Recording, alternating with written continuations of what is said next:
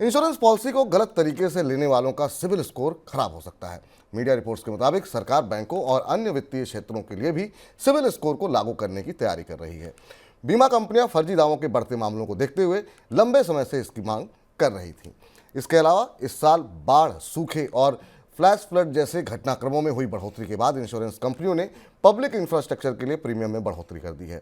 Report के मुताबिक बाढ़ और फ्लैश फ्लड की वजह से बीमा कंपनियों को कई बड़े क्लेम का भुगतान करना पड़ा है, जिस वजह से उनको घाटा हुआ है और इस घाटे की भरपाई के लिए उन्होंने प्रीमियम बढ़ा दिया है।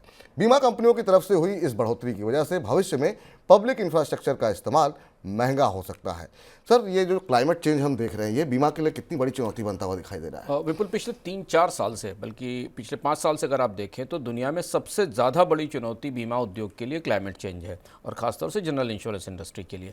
वैसे भी भारत जैसे देशों में तो जनरल इंश्योरेंस, प्रॉपर्टी इंश्योरेंस या क्लाइमेट चेंज से होने वाले नुकसानों का बीमा बहुत कम है। 1 से 2% टोटल एसेट्स ऐसी हैं जो बीमा के दायरे में आती हैं।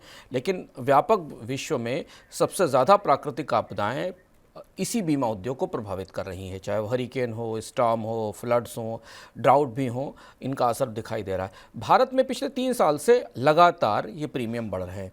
अभी जो हाल में क्लाउड बस्ट की घटना सिक्किम में हुई, इसके अलावा जो उत्तराखंड में बाढ़ और हिमाचल में बाढ़ की परिस्थिति दिखाई दी, उसके बाद बीमा कंपनियों ने 20 से 25% तक अपने प्रीमियम बढ़ा दिए हैं। और ये प्रीमियम काफ़ी महंगे पड़ते हैं। पब्लिक इंफ्रास्ट्रक्चर को जो सरकारें बनाती हैं, चाहे वो सड़क हो, पुल हो, या उद्योगों के प्रतिष्ठानों को जिनकी फैक्ट्रियां बनती हैं और बाद में उन पर प्राकृतिक आपदा का कहर होता है।